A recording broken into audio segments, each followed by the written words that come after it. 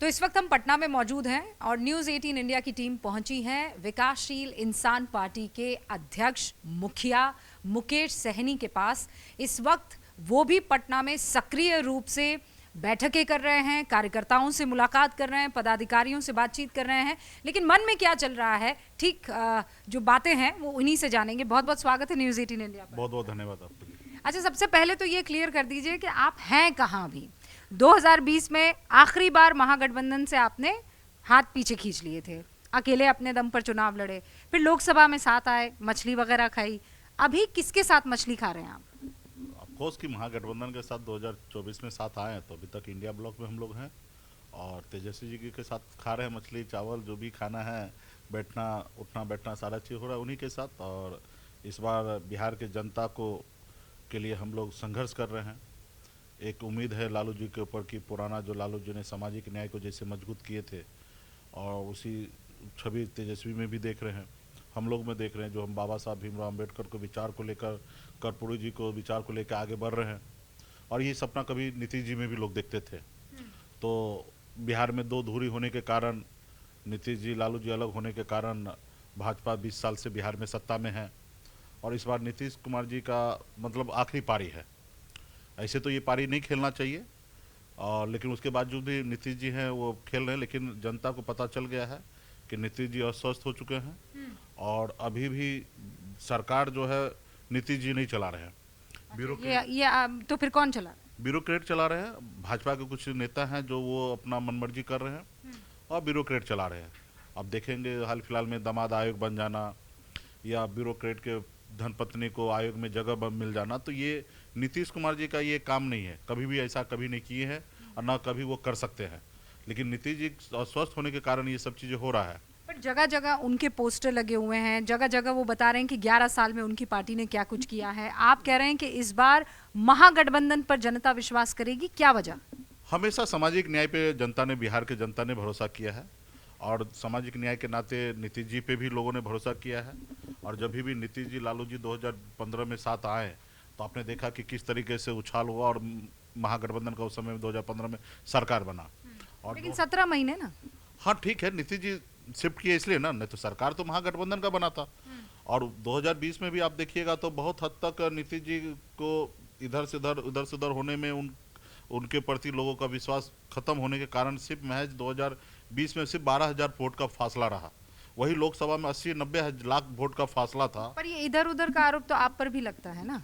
अभी अभी आपने एक बयान दिया कि अगर हम कुर्सी के लिए नहीं जाते हैं। हमारे जो लड़ाई है रिजर्वेशन का, हमको लोगों ने कभी धक्का मार के बाहर कर दे तो हम क्या करेंगे।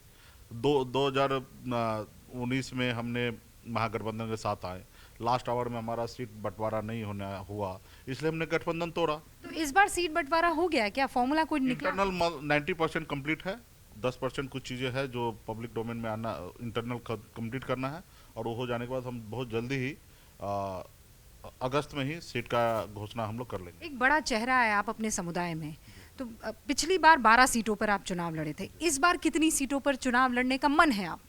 देखिए, पूरे बिहार में निषाद समाज 22 नाम से जाने जाते हैं, 12% वोट है हमारा, और हम 3 राज्य में उपचुनाव लड़े हैं अकेले अपने दम पर। 25,000 30,000 वोट हमने लाके दिखाया हमेशा। तो मेरा मानना है कि हमारे पास, हमारे जो सरकार बनना है, और हमारे पास जो जनाधार है, ताकत है, कैंडिडेट है, उस आधार पे हमने राज्य में, राष्ट्रीय कार्यकारिणी में निर्णय लिया कि 60 सीट पर लड़ेंगे। 60 सीटों पर आप चुनाव लड़ेंगे, और महागठबंधन आपको देगा? आरजेडी पे बैठ के बात होगा, 2-4 सीट कम ज्यादा मतलब वो कोई बड़ी बात नहीं है। जब 2-4 सीट भी कम हुई तो 54 हुई, 50 के आस मिलना चाहिए। हमारी पार्टी बिहार में अगर देखा जाए तो तीसरे नंबर की पार्टी है। तो अगर आप 50 पर लड़ेंगे तो कांग्रेस कहाँ जाएगी? कांग्रेस भी लड़ेंगे। कांग्रेस मतलब कांग्रेस भी देखिए, गठबंधन तो किसके पास जो पार्टनरशिप होता है, चाहे वो बिजनेस में पार्टनरशिप हो या राजनीति में पार्टनरशिप हो, गठबंधन नाम का शब्द तो चुनाव आयोग में कुछ है ही नहीं। यहाँ पे तो बहुमत साबित करना है। यहाँ पे हम लोग आपस में ये होता है कि इतना सीट पर हम लड़ेंगे तो आप हमको मदद कीजिए, यहाँ पे आप लड़िएगा तो हम आपको मदद करेंगे। तो यहाँ पे इस तरीके से, और किसके पास कितना जनाधार है उस आधार पे सीट तय होता है। तो बिहार में 1 नंबर पे पार्टी आज की तारीख में पूरे राज्य में अगर देखिएगा तो सबसे मजबूत वोट बैंक है आरजेडी के पास, राष्ट्रीय जनता दल के पास। अगर उसके बाद अगर किसी वोट बैंक की अगर बात कीजिएगा तो 2 नंबर पे भारतीय जनता पार्टी है, जो नेशनल वाइज है उसके लेके। ठीक है। तीसरे नंबर पर देखिएगा तो बिहार में अगर हमने वोट ला के हमेशा दिखाया है, तो उस आधार पे देखिएगा तो तीसरे नंबर पे वीआईपी पार्टी है। अकेले 25,000 30,000 वोट लाना, ये ताकत आज बिहार में किसी दल के पास नहीं है। ये 2 दल छोड़ दीजिए तो तीसरा किसी दल में नहीं है। हाँ, नाम बाज अगर कहिएगा तो हम ठीक है, कुछ लोगों को विरासत में पार्टी मिल गया, कुछ लोग बहुत बड़ा नेता है नेशनल लेवल पे नेता, तो उस नाम पे हमको 7वें नंबर पे 6ठे नंबर पे आप डाल दीजिए। लेकिन मेरे वोट के अगर दम पे अगर बात कीजिएगा तो मेरे पास मसल पावर है। हाँ। तो बिहार में हमारे पास ताकत है। तो ये विरासत वाली लड़ाई तो भयंकर चल ही रही है ना, चाहे चिराग पासवान हो चाहे तेजस्वी यादव हो। आपको लगता है कि इसका नुकसान आप जैसों को होता है? नहीं, नुकसान नहीं होगा। देखिए, ये मुश्किल भरा सवाल है नसीब है तेजस्वी जी, चिराग जी, कि उनके पूर्वज ने संघर्ष किया और एक विरासत खड़ा करके दिया। हमारे पूर्वज ने हमारे लिए विरासत खड़ा नहीं करके दिया, तो इसलिए हम संघर्ष कर रहे हैं। आज हम संघर्ष करेंगे तो हमारे आने वाला पीढ़ी को विरासत जरूर मिलेगा। जिन तो खुशनसीब है कि तो निषाद समाज आपको क्यों वोट करेगा इन चुनावों में? मान लीजिए आप जीत जाते हैं तो मुकेश सहनी किस रूप में उनको दिखेंगे? राज्य में डिप्टी सीएम के रूप में देखेंगे। कर्पूरी ठाकुर जी के बाद बिहार में कोई दूसरा अति पिछड़ा में लीडरशिप उभरा हुआ है, 37% वोट का नेतृत्व करेंगे और उनका अपना भाई अपना बेटा डिप्टी चीफ मिनिस्टर बनेंगे। उनके आरक्षण के पिछले 12 सालों से खून पसीना बहा के संघर्ष कर रहे हैं, लड़ाई लड़ रहे हैं। आज किसके लिए लड़ाई लड़ रहे हैं? उन्हीं के लिए लड़ रहे हैं। नहीं तो मैं तो मंत्री बन चुका था, मेरे पास विधायक था, मैं चाहता तो बीजेपी को मोदी जी जिंदाबाद करता तो उनके साथ सेटल रहता। पर आपने तो ये कहा है कि आप मोदी जी जिंदाबाद करेंगे अगर अति पिछड़ा निषाद को उस वर्ग में शामिल कर दिया जाए। हाँ। अगर वो कर देते हैं तो आप महागठबंधन छोड़ के उनके पास चले जाएंगे? प्राण तक दे देंगे भाजपा को। अगर मोदी जी आरक्षण लागू कर दे इलेक्शन से पहले तो हमसे प्राण मांगेंगे तो हम दे देंगे, जान दे देंगे। सिर्फ मुझे जाने का क्या बात है, और हम ना जाए लेकिन निषाद समाज सारे के सारे वोट बीजेपी को कर देंगे। अगर आरक्षण नहीं करेंगे तो एक भी निषाद जो है वो हाथ में गंगा जल लेके 2019 में संकल्प लिया था कि आरक्षण नहीं तो हम वोट नहीं देंगे भाजपा को, और नहीं दिए। आपने देखा कि 2 युवा बिहार में तेजस्वी और मुकेश सहनी ने मोदी जी को 39 में से 30 पे ला दिए। थोड़ा सा नीतीश जी अचानक अंतिम आवर में चले गए एनडीए में, अगर वो नहीं जाते तो बिहार में 5 सीट भी वो नहीं जीत पाते। तो ये जाति पर जो वोट होता है बिहार में, इस बार भी आप इसी तरीके से वोटिंग पैटर्न देख रहे हैं कि कुछ तब्दीलियां आएंगी? क्योंकि अब प्रशांत किशोर भी एंट्री मार चुके हैं। देखिए, ये देश में हमारे जाति के लिए तो कोई लड़ाई नहीं लड़ रहा है, हम ही लड़ रहे हैं। तो निश्चित तौर पे जो लड़ाई लड़ रहा है उन्हीं के साथ रहेंगे ना लोग। अगर आप तो पीके को कैसे देखते हैं आप? पीके को देख रहे कि ठीक अच्छे अच्छे बातें कर रहे हैं। इससे पहले दूसरे दल के लिए उन्होंने काम किया है। हारा हुआ आदमी को जिताते थे, जीता हुआ आदमी को हराते थे पैसा लेके। तो उनके अगर हम देखते हैं तो वो तो यही है। उनको लग रहा था दूसरे को पैसा लेके हम जिता सकते थे, तो इस बार हम अपने लिए पैसा खर्चा करेंगे, पावर में आएंगे। और इतना करोड़ों अरबों रुपया खर्चा कर क्यों कर रहे हैं? तो उनके पास हिडन एक मकसद है, उस मकसद को सिद्ध करने के लिए वो काम कर रहे हैं। और ठीक है, वो बिहार के बारे में अच्छे बात। आपने कहा हिडन मकसद, क्या हिडन मकसद? कुर्सी चाहिए। वो तो कह रहे हैं मैं चुनाव लड़ूंगा ही नहीं। तो कई जगह इंटरव्यू बोल रहे हैं कि हमारे दल बोलेंगे तो हम लड़ेंगे। आपके दल में है कौन भाई? आपके दल में आपके राष्ट्रीय अध्यक्ष आपके ऊपर है क्या? आपके राष्ट्रीय अध्यक्ष भी आपके नीचे है। वो परिवार से आप उठा दिए क्योंकि वो पैसा फाइनेंस कर रहा है, पैसा खर्चा कर रहा है, तो आप उनको लगा राष्ट्रीय अध्यक्ष बना दिए। ये पार्टी का ये लोकतांत्रिक व्यवस्था है क्या कि एक बड़ा उद्योगपति पैसा अगर फंडिंग कर रहा है तो उनको आपने दे दिया? उनका क्या योगदान है इस देश के लिए, इस राज्य के लिए? तो वो नुकसान पहुंचा सकते हैं महागठबंधन को या बीजेपी को? नहीं, देखिए, हम ये अभी आकलन पे नहीं गए। वो भी एक दल बना के अपना काम कर रहे हैं, अच्छी बातें कर रहे हैं। पब्लिक कितना कन्विंस होंगे, कितना होंगे, वो जनता के ऊपर है। एक नया फ्रंट आपने कभी सोचा नहीं है कि 3 युवा है, पीके हैं, चिराग पासवान है, मुकेश सहनी है, विरासत भी नहीं है, खुद अपने दम पर, मतलब चिराग पासवान ऑब्वियसली है, लेकिन आप सब एक नया कुछ ऐसा तीसरा फ्रंट खोल सकते हैं क्या? नहीं, हम सब मिलकर एक हो सकते हैं। दिल्ली के लिए पावर 40 के 40 बिहार के लोगों के पास सीट होना चाहिए। दिल्ली हमारे इशारे पे चले, बिहार का विकास हो। इसके लिए जिस प्लॉसिंग पॉलिसी बनेगा, सबसे पीछे का कुर्सी में मैं बैठना चाहूँगा। वो तेजस्वी आगे बैठे, चिराग आगे बैठे, पीके आगे बैठे, लेकिन बिहार की अगर बात हो तो हम सबसे पीछे बैठेंगे। लेकिन ये इसके लिए 40 लोकसभा सीट जीतने के लिए, बिहार के बेहतर के लिए नहीं कि पर्सनल लेवल पे कि हम यहाँ पे हम एक ग्रुप बना लिए, यहाँ का मुख्यमंत्री बन जाएंगे, वो ग्रुप बना हम मुख्यमंत्री बन जाएंगे, वो मुख्यमंत्री बन जाए, इसकी लड़ाई नहीं है। पर किस्सा तो कुर्सी का ही है ना मुकेश कुर्सी पे सहनी जी। आकर काम करने का किस्सा है, कुर्सी पर आके राज करना ये किस्सा नहीं है।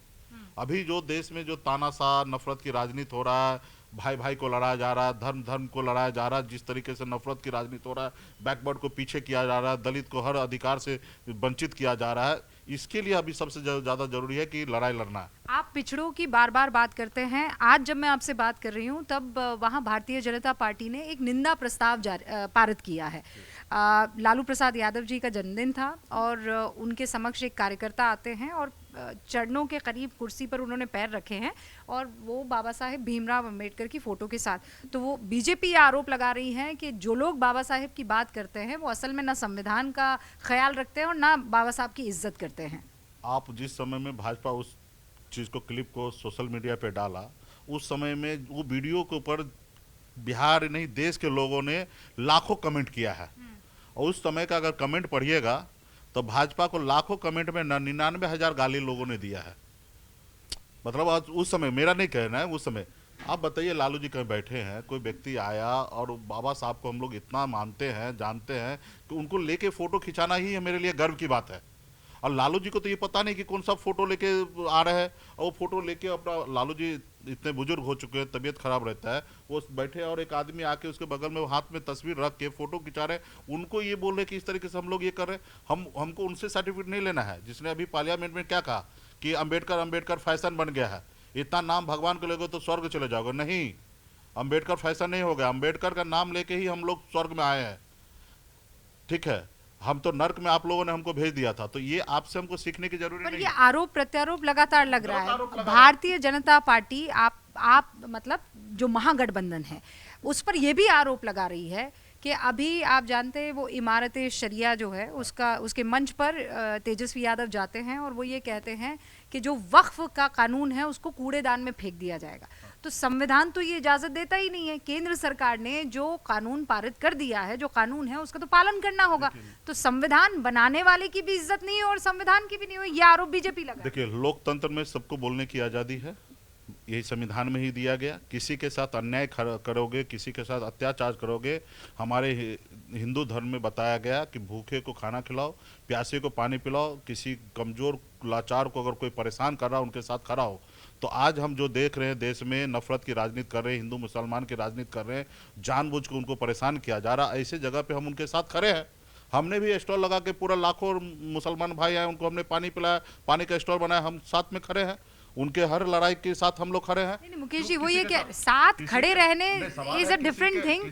संविधान के तहत जो प्रावधान है कानून को लेकर, संविधान में जो बिल पारित हो चुका है, राष्ट्रपति ने जिस पर हस्ताक्षर कर, आपके पास पावर है, राष्ट्रपति हो या आपके पास पावर है, तो इसका मतलब कुछ भी नहीं ना कर सकते भाई।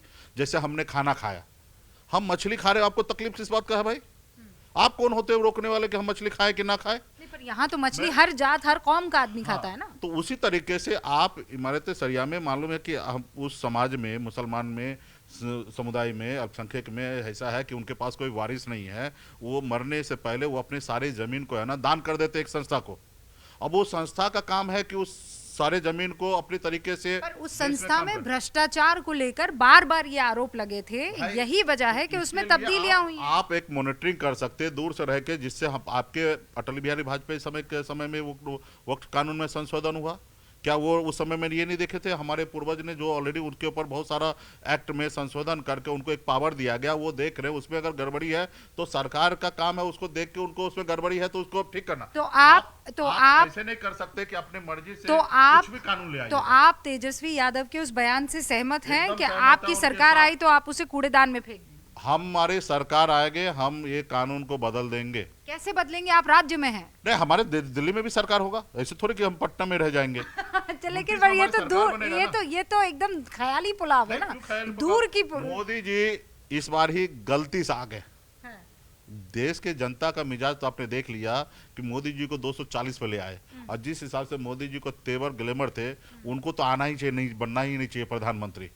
ठीक है, क्योंकि बहुमत नहीं आया उनके नाम पे। ये तो नीतीश जी के, चिराग जी के, अपना केसीआर साहब के, इन लोगों के सहयोग से सरकार चल रहा है। जनता तो उनको एक्सेप्ट ही नहीं किया। और अगली बार ये जो भी थोड़ा बहुत के लेके हो गया वो अगली बार खत्म हो जाएगा। मतलब आप लोग पूरी तैयारी के साथ है 2029 में। 2029 में इंडिया गठबंधन का सरकार बनेगा।